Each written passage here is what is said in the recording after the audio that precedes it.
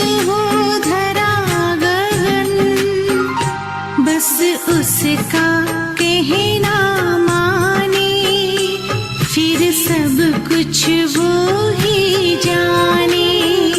बस उसका कहना माने, फिर सब कुछ वो ही जाने। प्रभु से मिला है जीवन, प्रभु को कर दे अर्पण।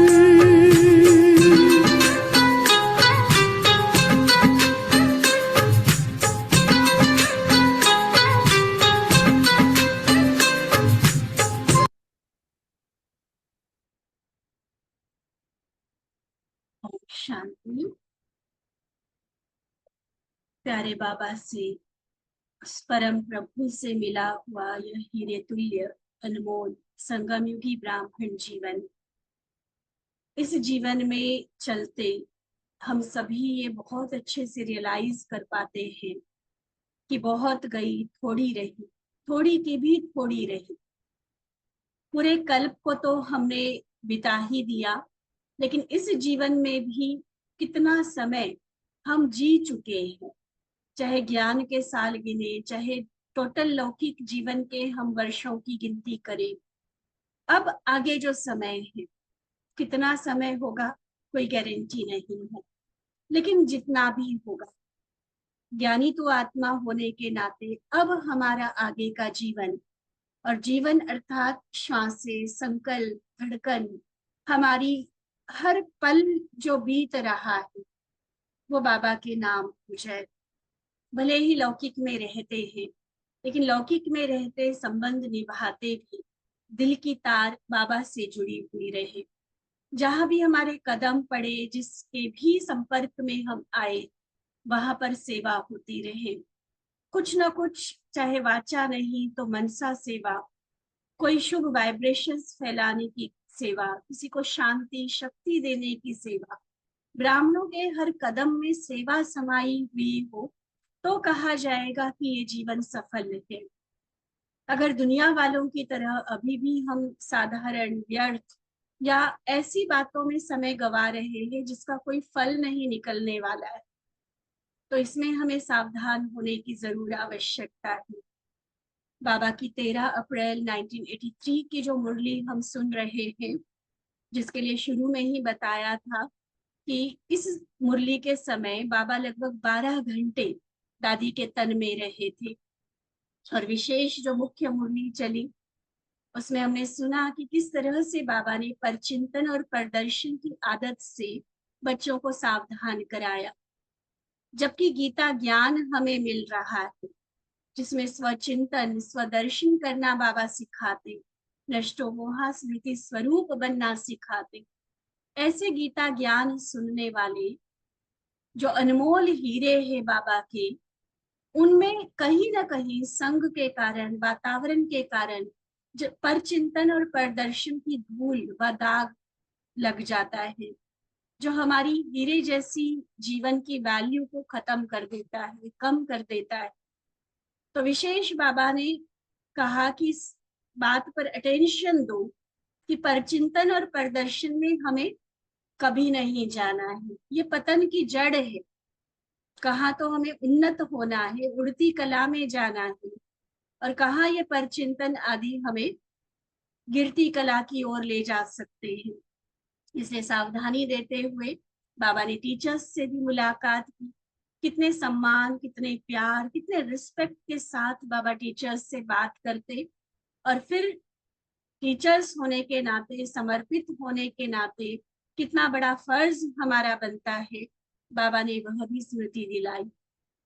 आगे बाबा की पार्टियों के साथ मुलाकात है, अलग अलग ग्रुप्स के साथ बाबा बातचीत कर रहे हैं।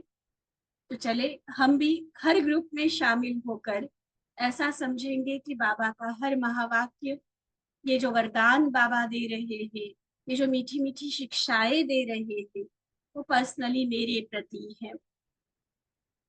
तो बाबा के सामने ओम शांति भवन में बहुत नजदीक बाबा के अपने आप को महसूस करेंगे। बाबा की वरदानी दृष्टि, शक्तिशाली, नजर से निहाल करने वाली दृष्टि निरंतर पूरा समय अपने ऊपर अनुभव करते रहेंगे। पहला ग्रुप, बाबा पूछते, सर्व संबंधों से बाबा को अपना बना लिया है? किसी भी संबंध में अभी लगाव तो नहीं है? क्योंकि कोई एक संबंध भी अगर बाबा से नहीं जुटा है, ध्यान से सुनना, कोई एक संबंध भी बाबा के बदले किसी देहधारी से जोड़ा हुआ है, बाबा से उस संबंध का अनुभव नहीं किया है, तो नष्टो मोहा स्मृति स्वरूप नहीं बन सकेंगे। अंत में हमारा वीक पॉइंट, हमारी कमजोरी, हमें हार खिलाने का निमित्त वही संबंध बनेगा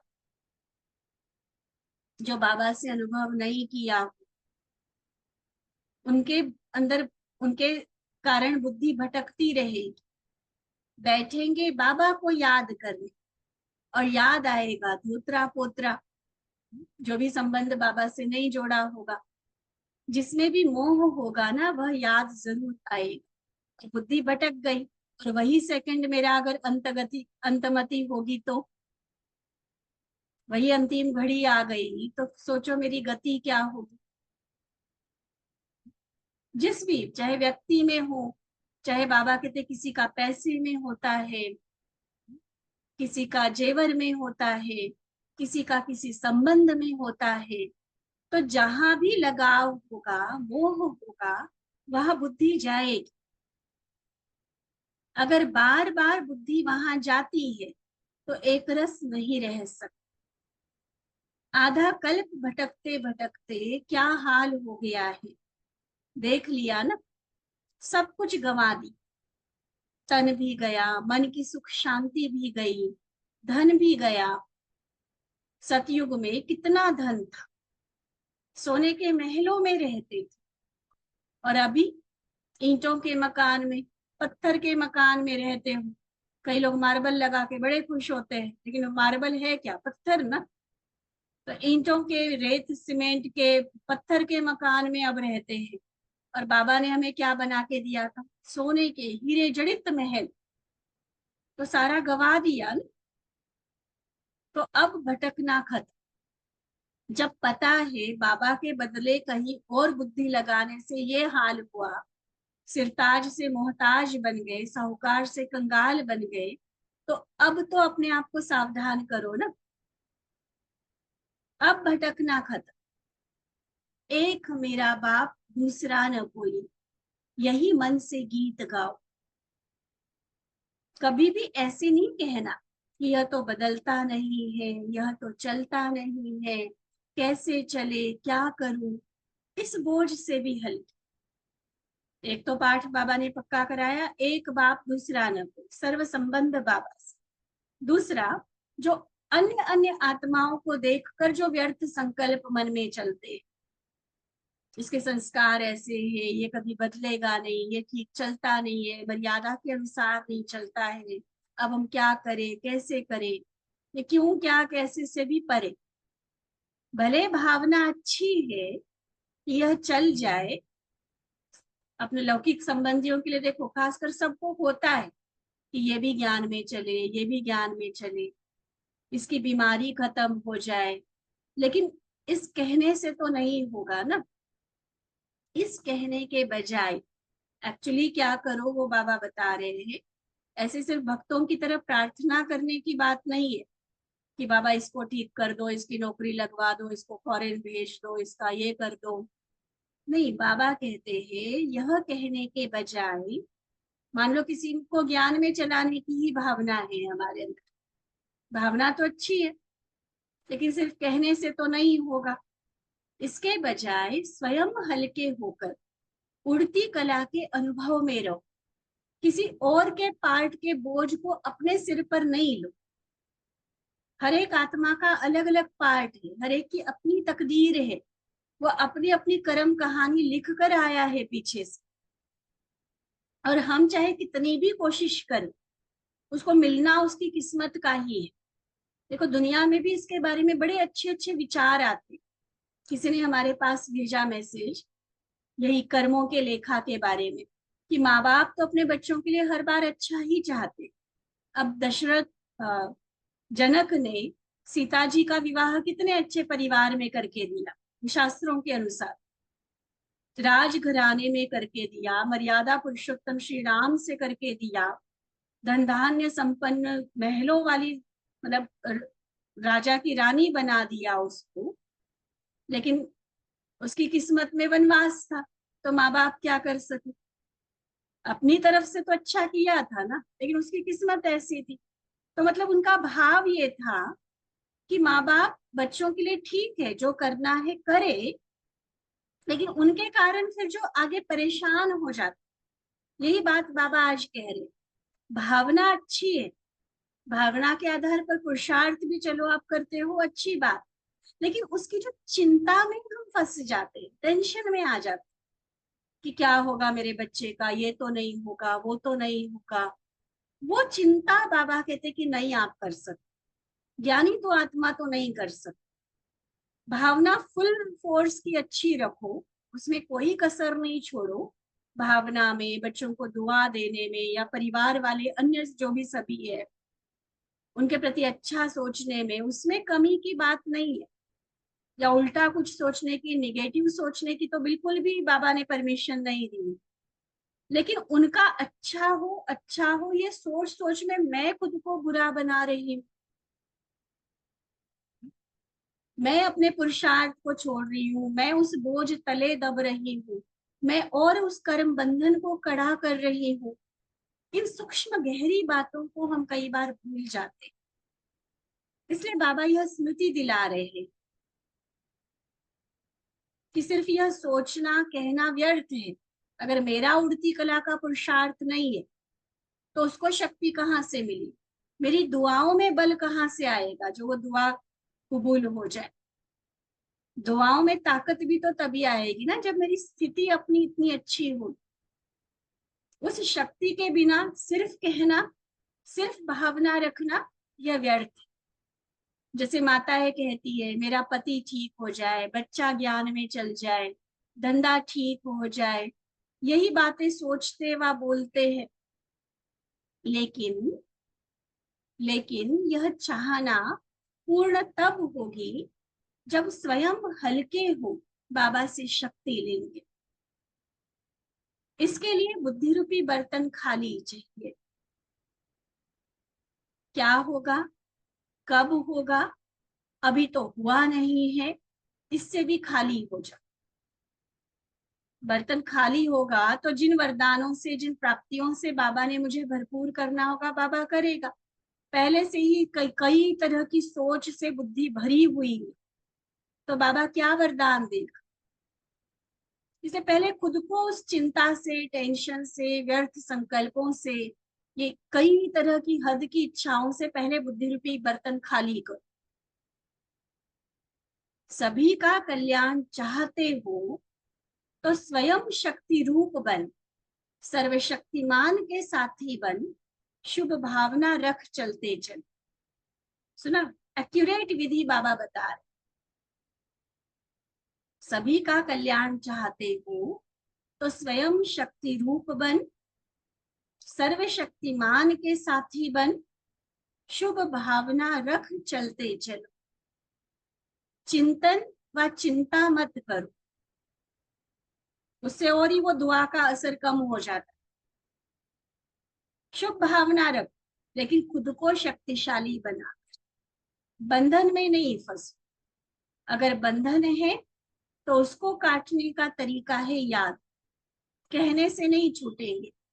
स्वयं को छुड़ा दो तो छूट जाए, ठीक है, कहने से नहीं छूटेंगे, स्वयं को छुड़ा दो तो छूट जाए। फिर दूसरा, अगले ग्रुप के साथ बाबा बात कर रहे हैं। बाबा पूछते, संगम युग के सर्व खजाने प्राप्त हो गए हैं, कभी भी अपने को किसी खजाने से खाली तो नहीं समझते हो, क्योंकि खाली होने का समय अभी बीत गया, अभी भरने का समय है। खाली तो सतयुग से लेकर होते आए ना, बैटरी डिस्चार्ज होती आई है। संगम युग खुद को रिचार्ज करने का, खुद को फिर से भरपूर करने का समय है। खजाना मिला है, इसका अनुभव भी अभी होता है। भरपूर चीज में कोई दूसरी चीज नहीं आ सकती। माया की हलचल होती अर्थात खाली है। माया आना अलग बात है, लेकिन वो मुझे हिला दे इसका मतलब मैं खाली हूँ। कहीं ना कहीं अभी कमी है, अभाव है। जितना प्राप्तियां बाबा मुझे करा रहा है, मैंने सारी ली नहीं, घड़े में भरी नहीं है अभी सारी, इसलिए हलचल है। जितना भरपूर उतना हलचल से मुक्त। तो क्रोध मोह सभी को विदाई दे दी, या दुश्मन को भी अभी तक मेहमान बना लेते हो। बाबा के शब्द बड़े कई बार रमणीक से होते हैं, अर्थ बड़ा गहरा होता है। दुश्मन को मेहमान, ये काम क्रोध लोभ मोह, उनके जो बाल बच्चे आगे अलग अलग वंशावली है, छोटे बड़े कई तरह के जो विकार बुराइयां हैं, टोटली गेट आउट कर दिया है अपने घर से, अपनी जिंदगी से। या कभी कभी उनकी भी खातिरी कर लेते हो, थोड़ा थोड़ा चला लेते हो, कभी कभी चल जाता है। तो कभी कभी चलाना मना तो मेहमान बना लिया ना। बाबा कहते यह दुश्मन जबरदस्ती भी अंदर तब आता है जब अलबेलापन है। वैसे उसमें हिम्मत नहीं है आने की। अगर मेरा अटेंशन रूपी पहरेदार चौकस है, अटेंटिव है, तो वो नहीं आ सकते। लेकिन कहीं ना कहीं हम अलबेले हो जाते, तब माया चांस लेती है। अगर लॉक मजबूत है फिर दुश्मन नहीं आ सकता। आजकल भी सेफ रहने के लिए गुप्त लॉक रखते हैं। यहाँ भी डबल लॉक बाबा ने दिया, याद और सेवा। यह है डबल लॉक। इसी से सेफ रहेंगे। या तो मन को बिजी करो बाबा को याद करने में, या सेवा में बिजी हो जाओ। कहीं कहते हैं ना कि योग में भी कितनी देर बैठेंगे, तो सेवा में लगो ना। इस तरह से सेवा में बिजी हो जाओ जो अच्छे से पता भी ना चले कि दिन कब बीत गया, कब रात हो गई।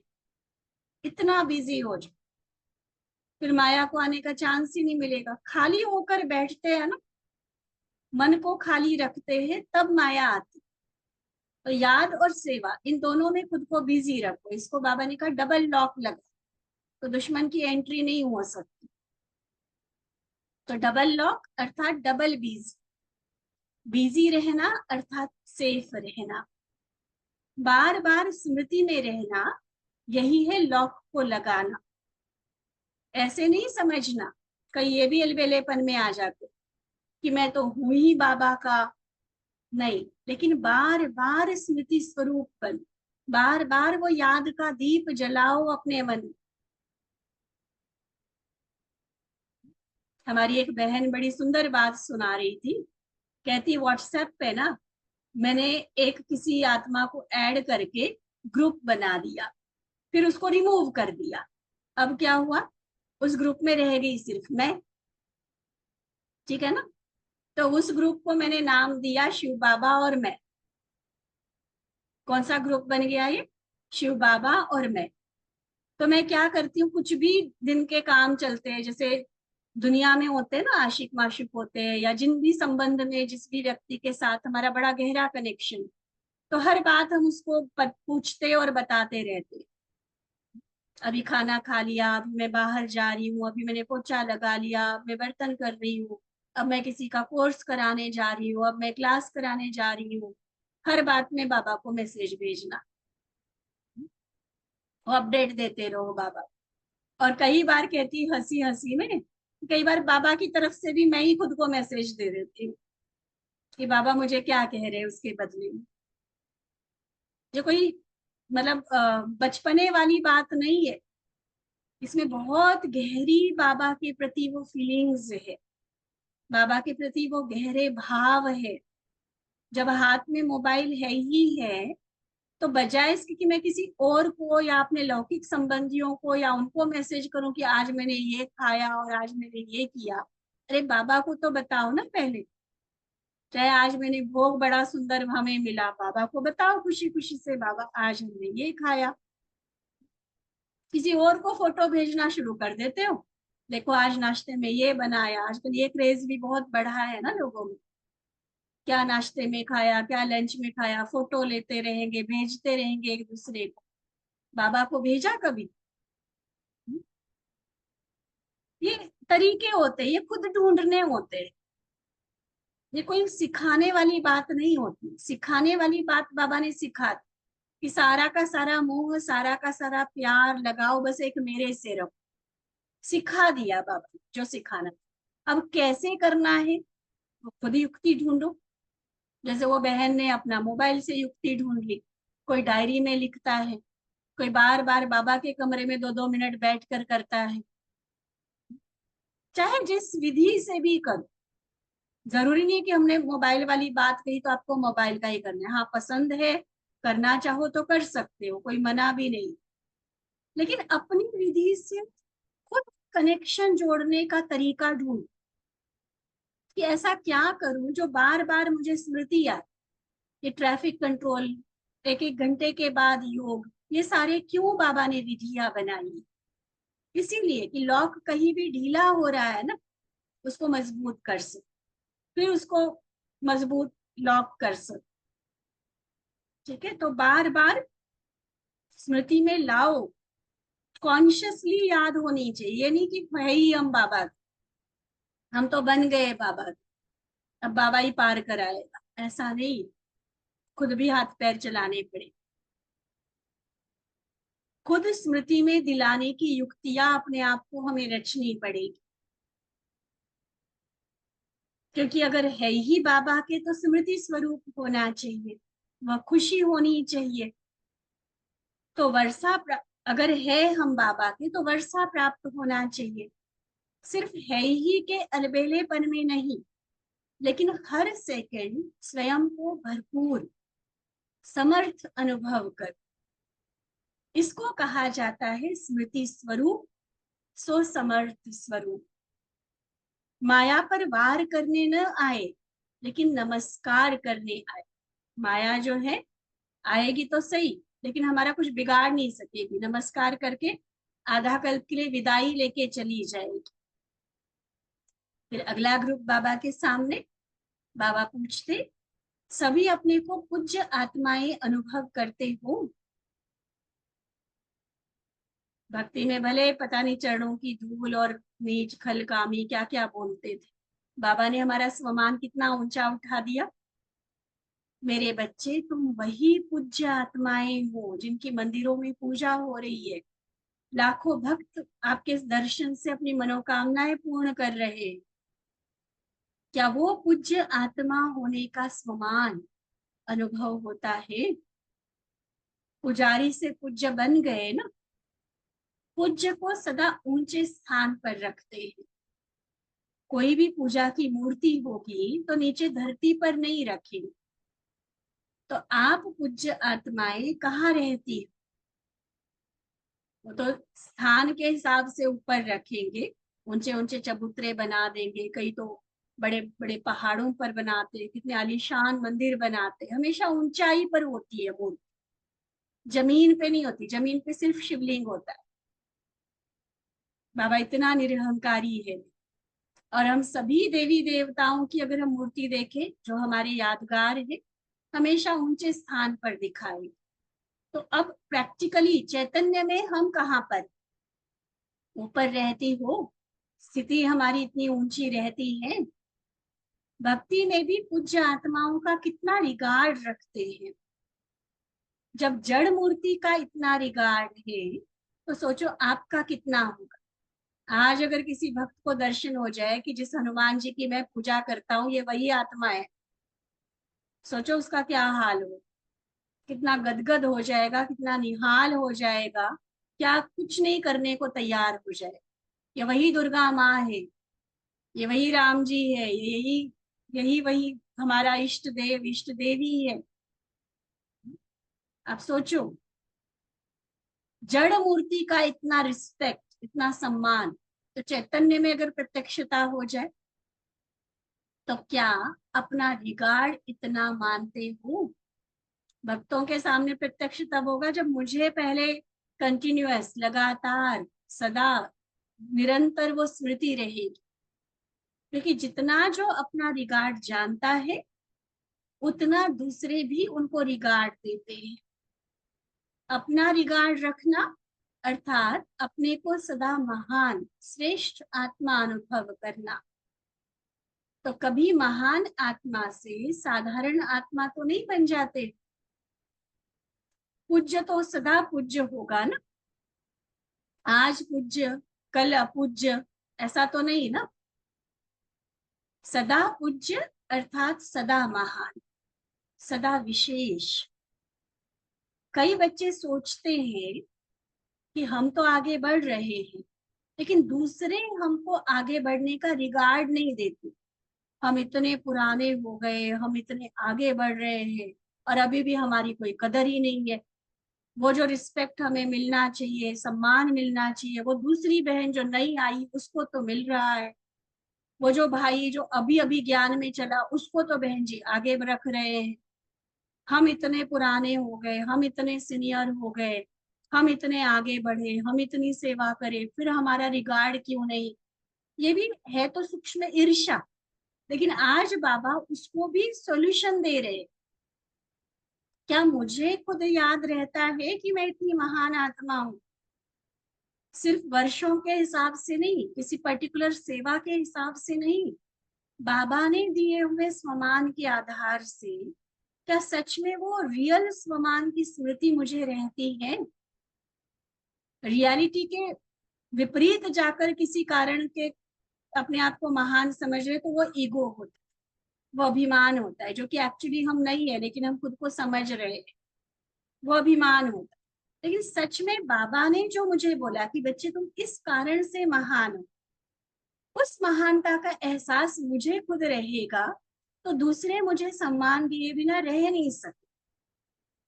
फिर ये कंप्लेंट नहीं रहेगी कि हमें तो कोई समझता नहीं है, हमें तो कोई मानता नहीं है, हमारी कोई कदर नहीं है। इसका कारण क्या है? जो क्योंकि सदा स्वयं अपने रिगार्ड में नहीं रहते, हद की बातों में फंस जाते। बाबा ने जो सम्मान दिलाया वो नहीं ध्यान पे रहता। जो अपने रिगार्ड में रहते वह रिगार्ड कभी मांगते नहीं है। भगवान ने दिल रूपी सिंहासन दे दिया, मुझे किस सीट की परवाह है? उसके दिल पर मेरा नाम अंकित हो गया। कहीं और मेरा नाम नहीं भी आए तो क्या है, वो खुद मेरा रोज सिमरन करता है। तो किसी और में अनाउंस करते हुए मेरा नाम भूल भी गया, इसने भी सेवा की है तो मुझे फर्क पड़ना चाहिए? सोचना जरा, बहुत प्रैक्टिकल बात। ये छोटी छोटी बातें कईयों को ब्राह्मण परिवार में या तो वो विघ्न क्रिएट कराने के निमित्त बनती है या कलयुगी दुनिया में तक ले जाती। होती इतनी छोटी सी बातें, मेरा नाम नहीं लिया गया, मुझे पूछा नहीं गया, मेरा रिगार्ड नहीं रखते हैं, या तो संगठन में फिर फूट डालने के निमित्त बनेंगे, किसी न किसी तरह का विघ्न क्रिएट करेंगे, या फिर खुद छोड़कर चले जाएंगे। है तो सारी चीजें बेकार ना, नुकसान है ना सारा। तो क्यों नहीं हम अपने आप को सावधान करें? और कितना प्यार से, कितना सहज सॉल्यूशन, समाधान बाबा दे रहे हैं।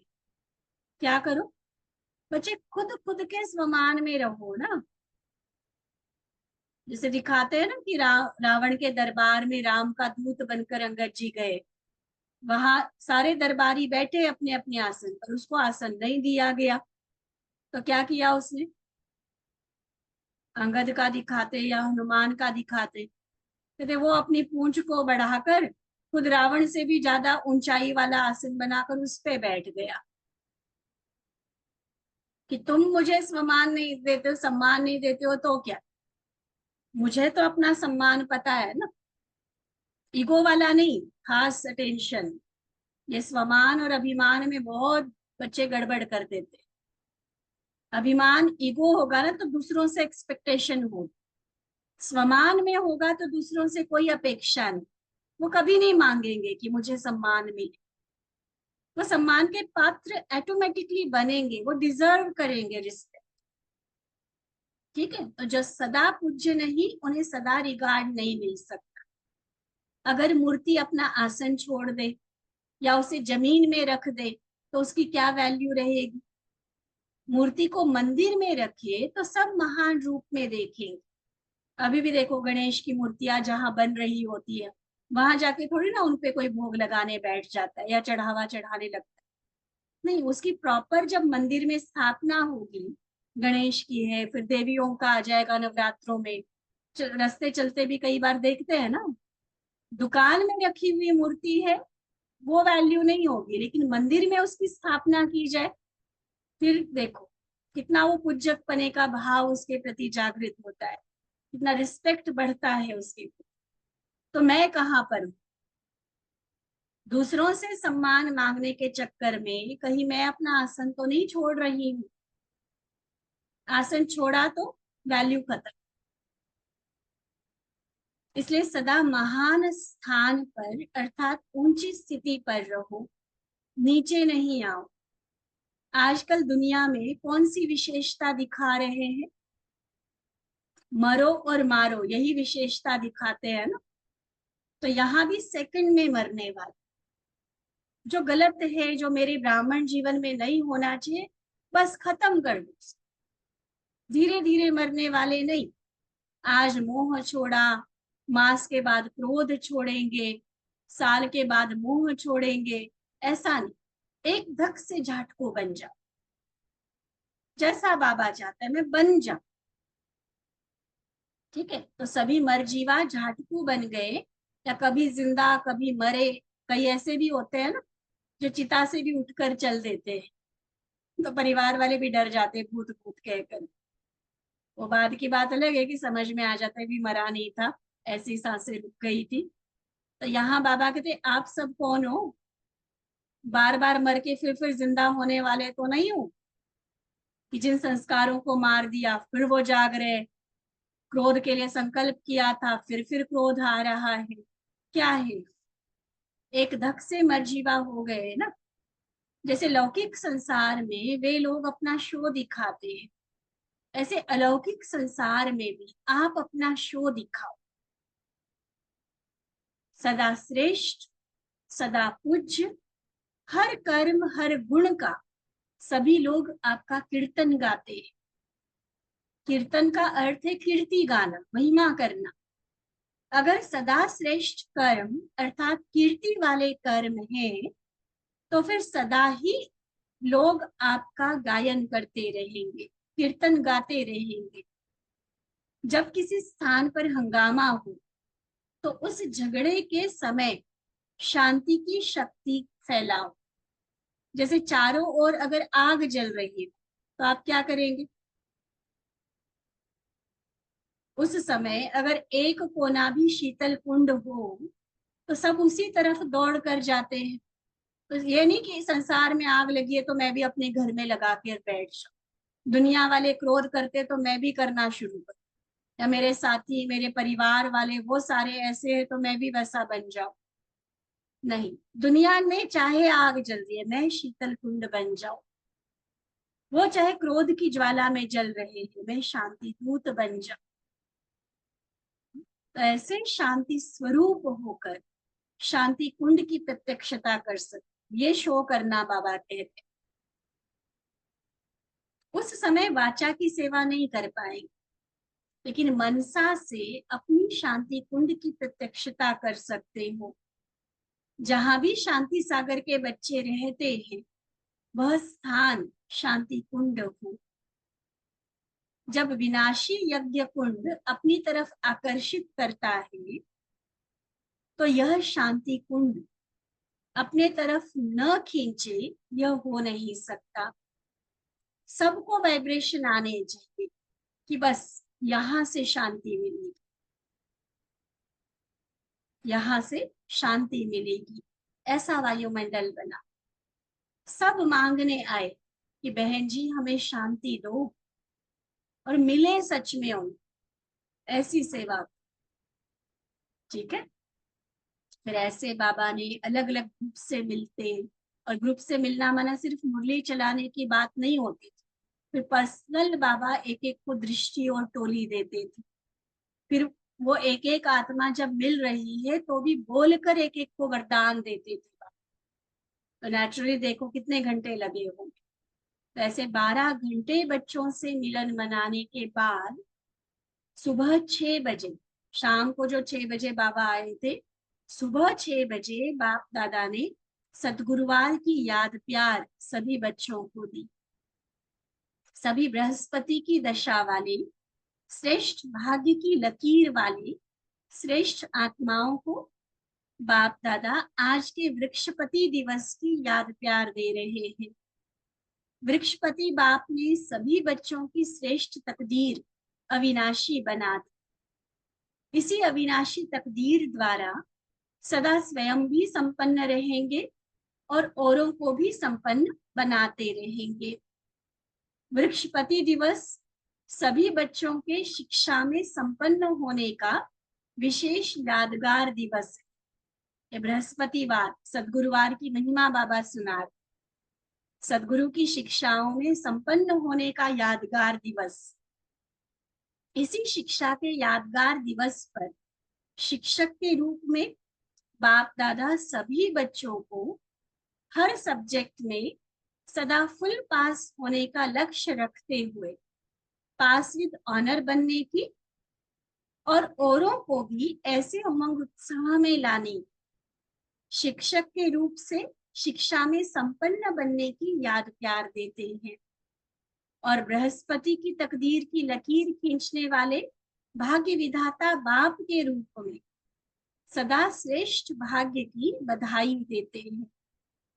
ठीक है, शिक्षक सदगुरु पिता सभी रूपों से बाबा ने बधाई शिक्षा वरदान सब से हमें भरपूर किया। अच्छा, याद प्यार और नमस्ते। हम रूहानी बच्चों की रूहानी बाप दादा को दिल व जान सिक व प्रेम से नमस्ते नमस्ते नमस्ते जी।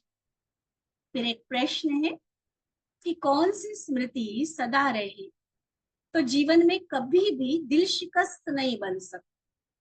चाहे कोई परिस्थिति हो, किसी का व्यवहार कैसा हो, कोई मुझे माने नहीं माने, कभी दिल शिकस्त नहीं हो। क्या याद रहना चाहिए उसके लिए? बाबा ने उत्तर दिया कि मैं साधारण आत्मा नहीं हूं, मैं शिव शक्ति हूं। मैं साधारण आत्मा नहीं हूं, मैं शिव शक्ति हूं। बाप मेरा और मैं बाप की। इसी स्मृति में रहो तो कभी भी अकेलापन अनुभव नहीं। बाप मेरा, मैं बाबा की, मैं शिव शक्ति हूं, मैं कोई साधारण आत्मा नहीं हूं। तो इससे कभी अकेलापन अनुभव नहीं होगा, कभी दिल शिकस्त नहीं होंगे, सदा उमंग उत्साह रहेगा। शिव शक्ति का अर्थ ही है शिव और शक्ति कंबाइंड।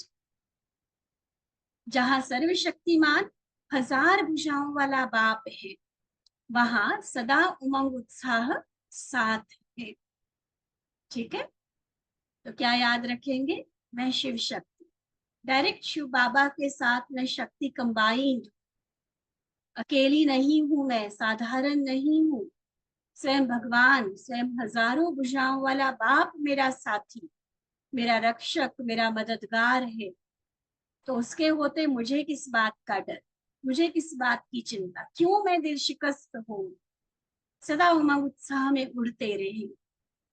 ठीक है, तो ये अलग अलग ग्रुप्स के साथ बाबा की बड़ी प्यारी मुलाकात, अलग अलग जो बाबा ने ज्ञान रतन हमें दिए, वरदान दिए, उसको अपनी बुद्धि रूपी झोली में संजोते हम उड़ती कला में उड़ते जाए। अच्छा, ओम शांति।